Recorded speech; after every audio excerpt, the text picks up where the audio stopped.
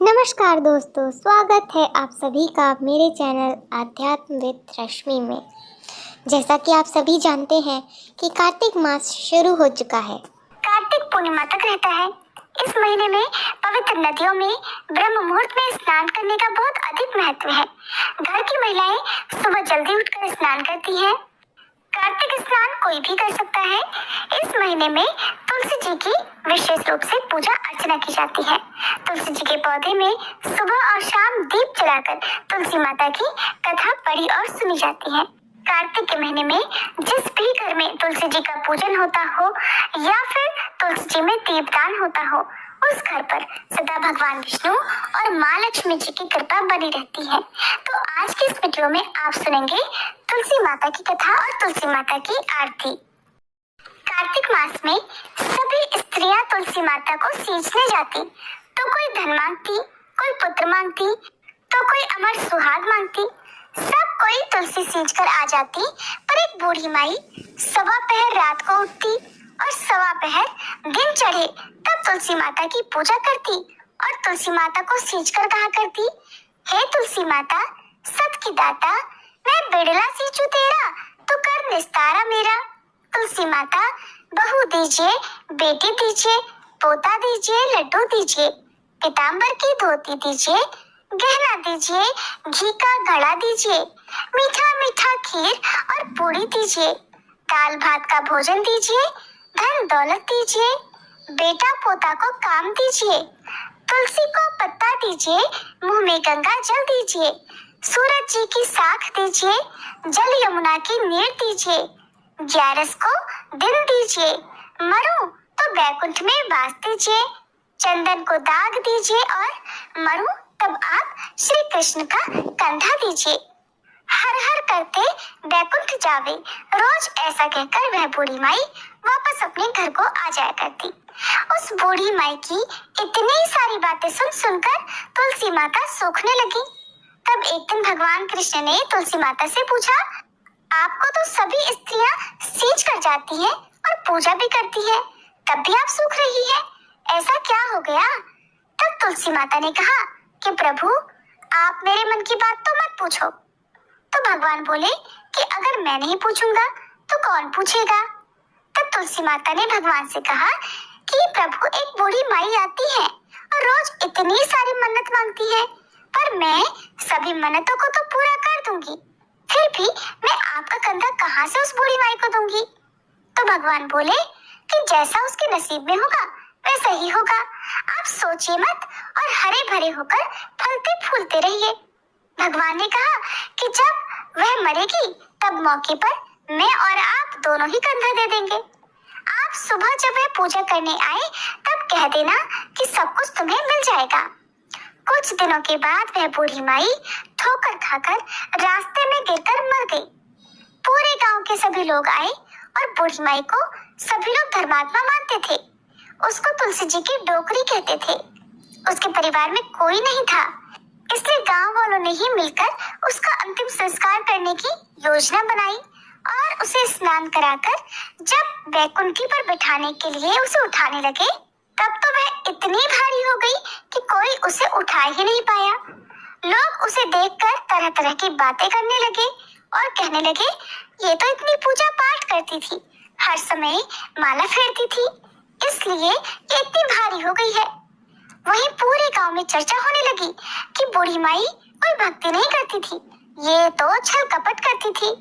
हम जिसे धर्मात्मा समझते आए थे वो तो पापिन है जो किसी से उठ ही नहीं पा रही। इधर भगवान ने सोचा कि मेरी भक्त की निंदा हो रही है, इसलिए भगवान ने एक बूढ़े ब्राह्मण का भेष धारण किया और पहुंच गए गांव वालों के बीच। वहां पर एकत्रित लोगों से पूछने लगे कि अरे भाई लोगों, यहाँ पर इतनी भीड़ क्यों लगाई हुई है?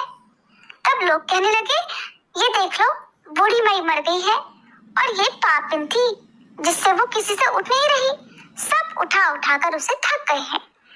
तब वह ब्राह्मण देवता बोले कि मुझे एक बार इन बूढ़ी माई के कानों में कुछ कह लेने दो, फिर देखो ये उठती है या नहीं।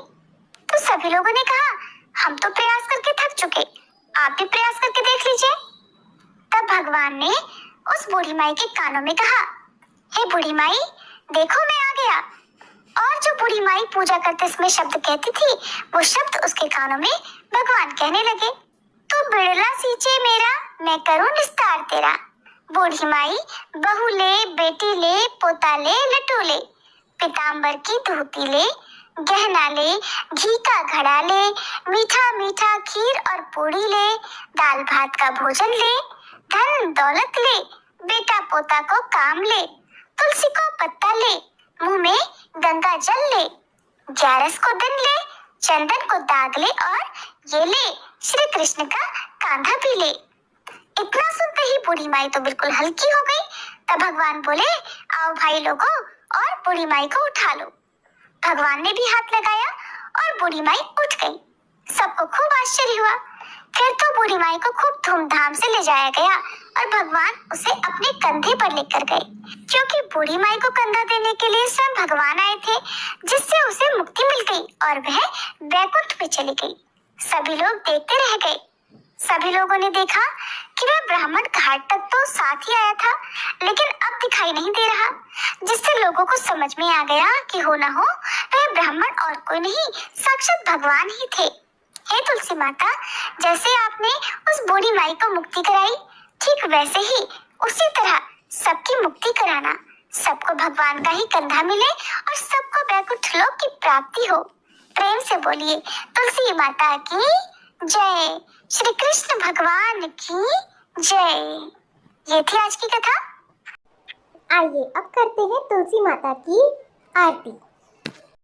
तुलसी महारानी नमो नमो, हर की पटरानी नमो नमो, तुलसी महारानी नमो नमो, हर की पटरानी नमो नमो।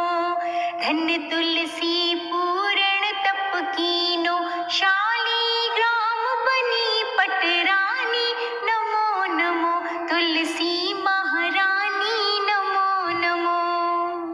जाके पत्र मंजरी कोमल, श्रीपति कमल चरण लपटानी नमो नमो, तुलसी महारानी नमो नमो।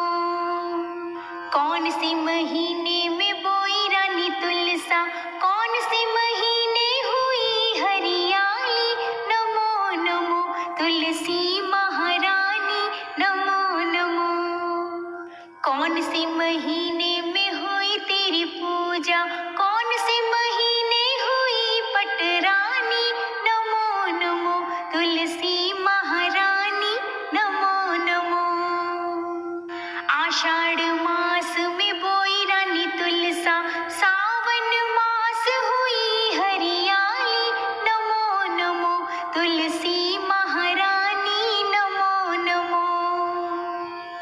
कार्तिक मास में हुई तेरी पूजा, मंगसिर मास हुई पटरानी नमो नमो, तुलसी महारानी नमो नमो। धूप दीप नैवेद्य आरती, पुष्पन की वर्षा बरसानी नमो नमो, तुलसी महारानी नमो नमो। 56 भोग 36 व्यंजन, बिन तुलसी हरि एक न मानी नमो नमो, तुलसी महारानी नमो नमो। जो कोई तुलसी को सवेरे गाए, श्री कृष्ण जी के दर्शन पाए नमो नमो, तुलसी महारानी नमो नमो। जो कोई तुलसी को दोपहर में गाए, खीर खांड का भोग लगाए नमो नमो, तुलसी महारानी नमो नमो। जो कोई तुलसी को सांझ को गाए, श्री कृष्ण जी की आरती उतारे नमो नमो, तुलसी महारानी नमो नमो। जो कोई तुलसी को रात को गाए, श्री कृष्ण जी के चरण दबाए नमो नमो, तुलसी महारानी नमो नमो। जो सखी मैया तेरा गुण गाए, भक्ति दा